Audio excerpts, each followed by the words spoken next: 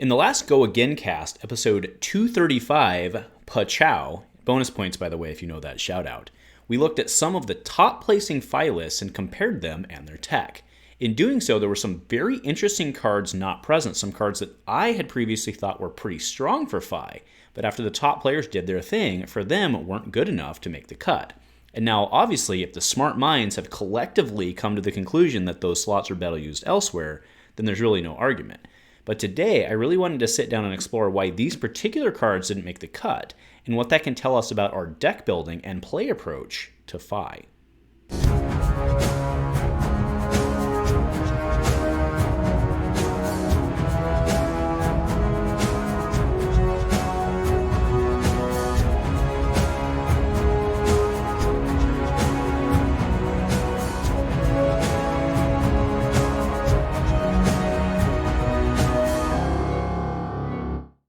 A huge shout out to our channel members for supporting what we do here. If you want to get involved with the channel and the Dice Commando community, please consider joining as a channel member. Remember, these videos are only possible with your support. You can show that support with a like, a subscribe, and by leaving us a comment and sharing your feedback. Community first, and go Commando. Hey there, Flesh and Blood folks. Welcome back to Dice Commando and Go Again, a fabulous cast. Thank you for tuning in here yet again. You guys are awesome, and you make this fun. You do. I enjoy interacting with you guys, and great community we have built here, so thank you for that. And to that end, actually, I want to give a shout out. So Josh the intern, I hope everything's going well with you, my friend. You know, we're thinking about you, and keep in there, and we'll see you back on the tables soon. We are sponsored here also by our good friends over at fabdb.net. I've been over there a ton this week with all the Fi stuff, right? Trying to theory craft and translate everything from my binders in, and I've got a deck. It's ready. 3 days ahead of my armory, and I'm ready. It's like a record, but I'm ready to go, man. So we'll see how that train wreck develops. Right. So tonight we are talking cards that were good but not good enough, right? And I think that's the thing, right? It's not that the cards we're talking about tonight are bad, but when I was doing my way back machine theory crafting on Fi and how I wanted to maybe run his deck, there were some cards that popped to me as like, hey, this is, this should go in the deck, right? And maybe the best way, and again, it's not these cards are bad, it's just that, we're in a game that you can only have so many slots, right? From a fatigue standpoint, it makes sense, right? And it's not that they're bad, they're just not good enough. So to kind of put in perspective of what I'm actually talking about, like, what the hell are you talking about, right? Lunging Press. Lunging Press is a card that I personally think this card is underplayed in Flesh and Blood.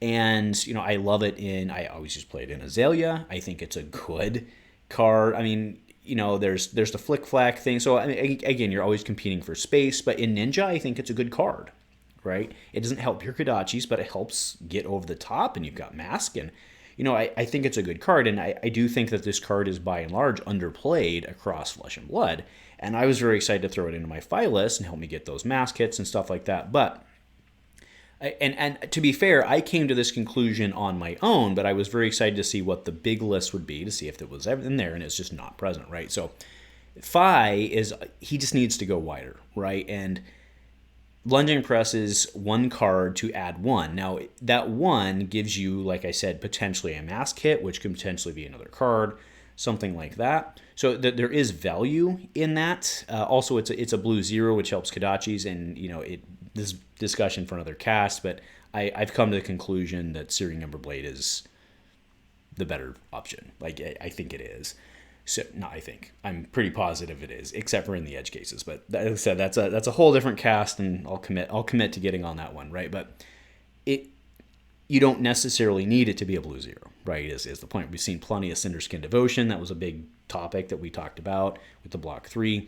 So Lunging Press just doesn't make the cut. And the point is, right, if you're gonna run Lunging Press, you're probably better to run a Rising Resentment or a Cinderskin or something to help him get the extra attack in, because that's what he wants to do. He wants to go wide, he wants to get more attacks, and he can pull more things back. So makes complete sense.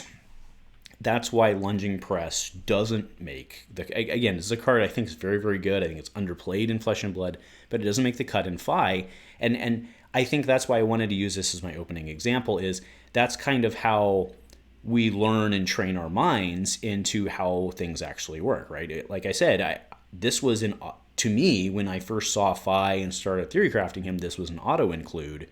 And as you really start to develop and learn how his cards work together, the interactions work, the triggers work, and all that, it just didn't make the cut, right?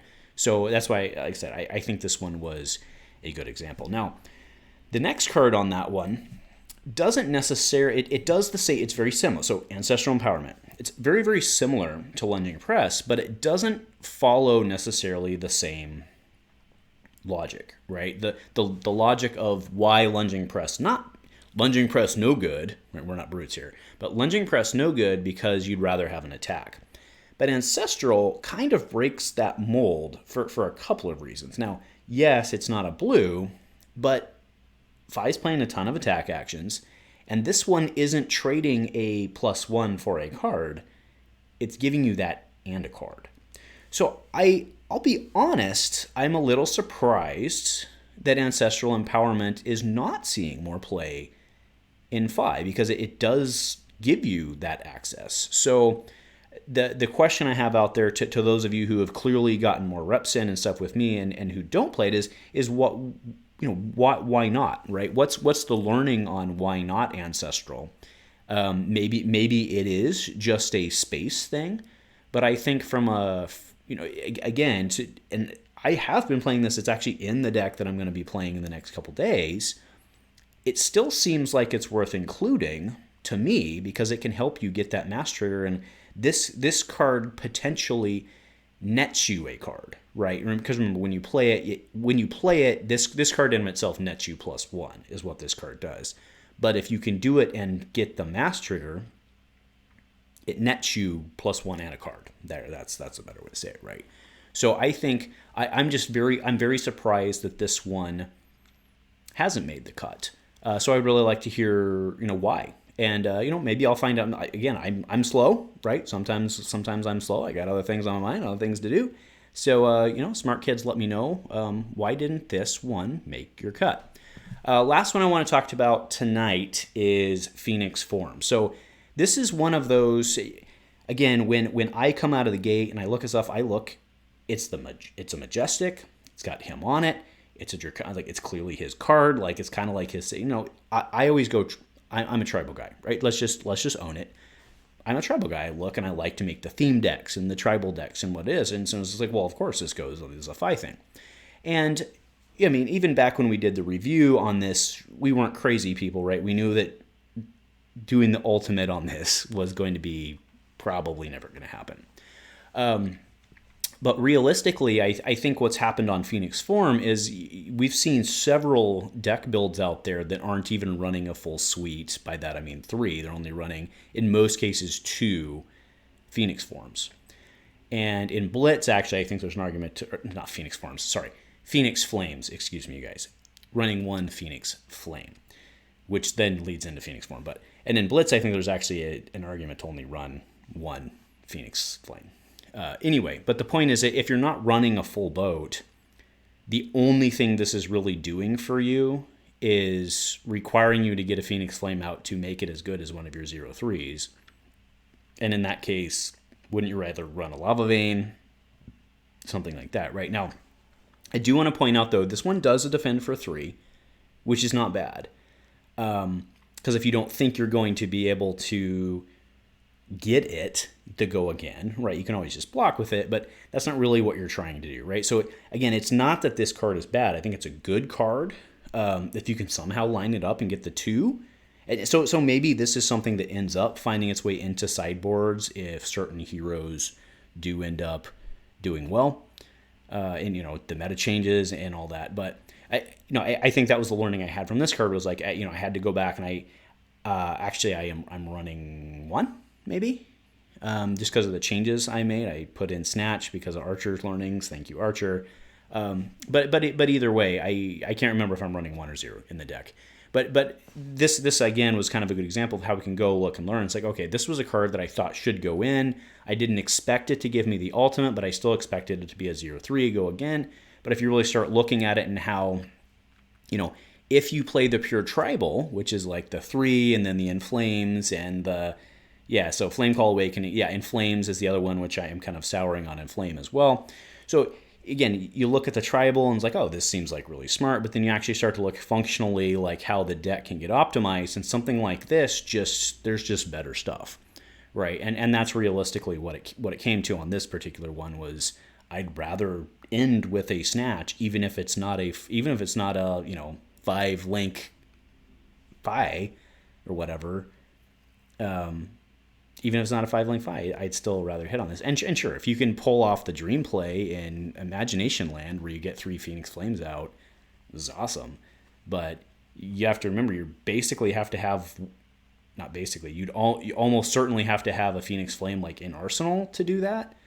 I guess maybe a red card, Inflame to tutor.